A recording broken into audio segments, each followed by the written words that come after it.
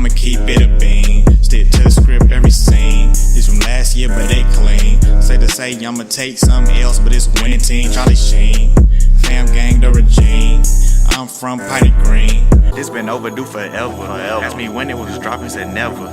Should've made you cut the feather, but I designed it Freemason Margiela. What's goody, Shellitronnn here, the most spoke, no joke, and I'm back at it again with a brand new video, and today I have a really good one planned for you guys. Day 7 of the Carolina Panthers OTAs, top stories, with a couple of videos as well, looking at Greg Olsen and, yeah, Cam Newton. You may have already seen that video, but there's some pretty big news about Cam as well, which we'll get into here in a second. But first, I want to mention one thing real quickly. Most of you guys watching this video are already subscribers, so you may have already seen it. But if you're watching this video right now and you're not already subscribed, go ahead and make it happen, man. The content speaks for itself.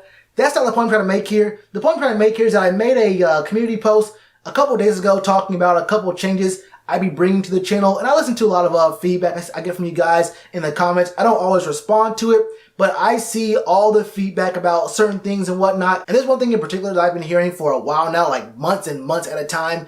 And honestly, I don't really care too much about it, but I'm an open-minded person, and this channel isn't just 100% about me. It's also for you guys as well. And to prove that, for all of June, we're going to have a 30-day trial run of some small, minor changes and the things that you see on the channel. Nothing all that big. And I'm pretty sure at this very moment, some of you guys have already gone to the comments to talk about one thing you've already seen that's been taken out of the video. I won't always act on every piece of advice I get from you guys. I appreciate it, but it's not going to happen all the time.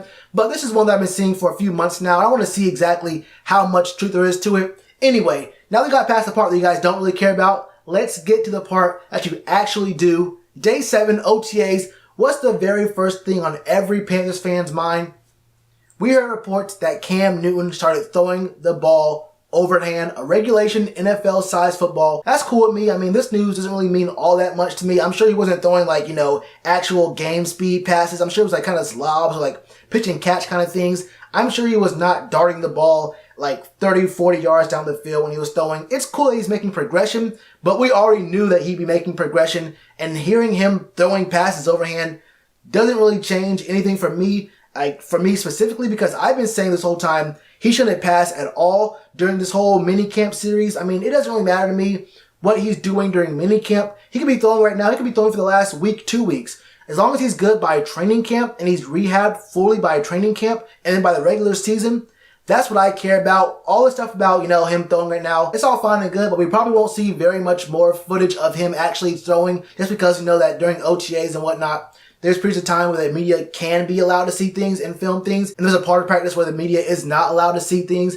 and talk about things and record things. So here's a video right here of what Cam was doing during practice when the media was allowed to see him, and I'm sure he actually threw afterwards when the media was told to go away. Looks like him, doing a few throwing motion and follow through drills with a dirty sock with a tennis ball inside of it or something like that.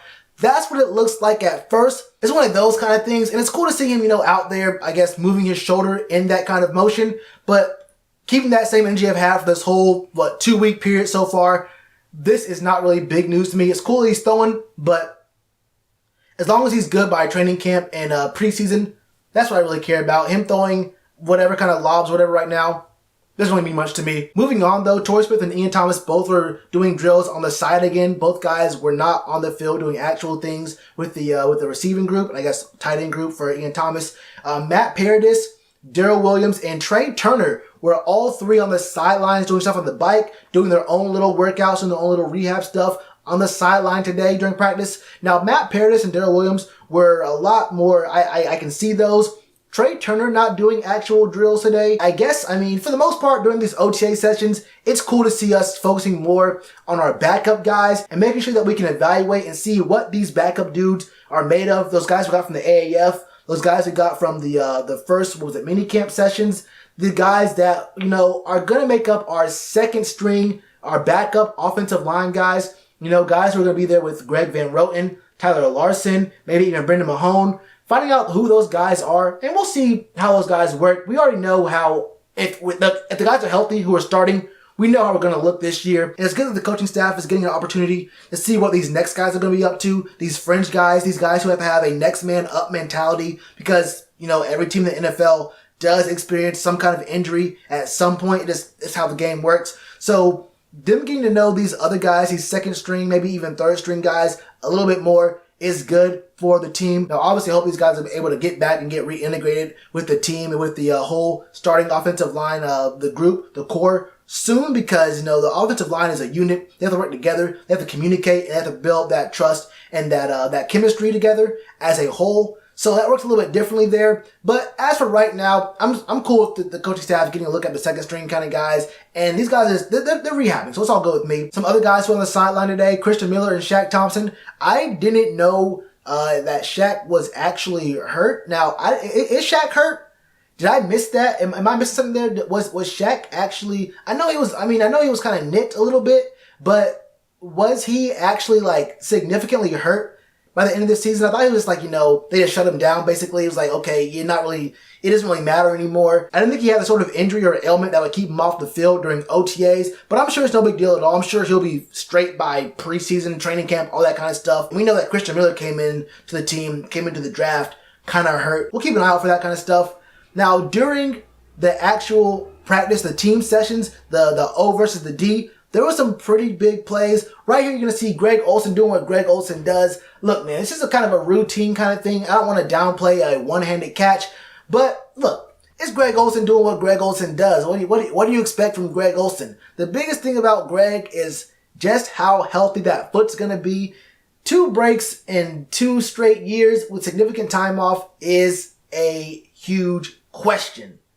Hopefully he's straight for the full 16, but whatever we can get out of him this season will be way more than enough. It'll be way more than, I don't want to say more than expected, but we are playing on kind of borrowed time with Greg Olsen. I think the coaching staff understands that, and it's been reflected in the way they've been looking at picking up all these different receiving tight ends rather than blocking tight ends during the offseason. Most of these guys are probably camp bodies, but I'm 100% sure that we're going to maintain and keep one of these guys either on the roster, probably not on the roster, but on the practice squad just in case as an insurance policy, because we do understand that foot of Greg Olsen's is looking kind of shaky. We know that Ian Thomas is going to be good. It's just that in case Greg can't go, there's only going to be 2 tight ends on the roster. So it's not like we're going to have 4 on the active roster at any given time. It's an insurance policy. We understand what's going on there. But also, there was a report that Kai Nakua, who was an undrafted free agent, free safety out of, where did he come from? Washington, I think. I'm not really sure where he came from, but he was kind of a mystery for me in the draft he came out of. I think it was 2 years ago, 3 years ago, because he had a really good showing at his pro day. He actually had a pretty good career in college, but he went undrafted. And guys who perform at both the college level and during their measurements, during their speed stuff, guys who are actually shown, and draft experts were saying that he had really good coverage. The guy had talent. The guy was obviously talented, but he didn't get picked up at all. There were some guys this year who had some really good talent. Mark Fields comes to mind off the top of my head, who just weren't picked up because of other things, off the field things. I haven't read anything about Kai Nakua having off the field issues, but it does call into question a couple things about, what exactly made him go undrafted. It was obviously not his skill on the field. This guy is talented. I'm not sure just how talented. I'm not sure if he's starter level talent, but he is a free safety. And that could, maybe be what the competition is going to be for Rashawn Golden. Although I'm not really sure if there actually is competition for Rashawn Golden. Although the team said that it's his position to earn. But it feels less like that than it does for something else. And I won't get into all that. I've mentioned my feelings on Rashawn Golden in the past. And very recently as well. So I won't touch on that again. But Kai Nakua had some pretty good looks today at practice. And that's what you want to see out of your backup kind of guys. It's good to have some depth back there. KK Short also had a highlight play where he batted a pass down from Will Greer. Batted to himself. Caught an interception and ran it back for 6. Now it's OTA, so everything's a pick 6. But this man came on short. We can see him, bat some balls down. You can see this man, get some interceptions. 1 interception, honestly, from a D lineman is way more than you expect. So if he can do that once this season, preferably in a division game, that would be dope. So looking at guys improving, some guys showing off their athleticism. We've been seeing a lot of athletic plays from these guys, and it is OTAs, but you do love to see the effort. You love to see guys going 100%, especially starters going 100% during these optional training periods. So that's cool to see. That's really about it for day 7, man. Will Greer did have some really good passes, but he was kind of overshadowed by that one K1 short bat down for 6. It is what it is. I am excited to see what Will Greer can do during the preseason. That's all I got for you though, man. What are your thoughts on the news that I sent to you today, man? There's also some more in the Panthers.com article talking about the OTAs. I haven't read that myself yet, but I'm sure it's some good content as well. Let me know all your thoughts in the comments below. Hit that subscribe button, hit that bell, and you already know to do with that like button. Cheers to you, appreciate the chance. Being told y'all I been the man. Being told y'all I had the gift. Tell a friend to tell a friend. Real ones gonna recommend. Count this as another win.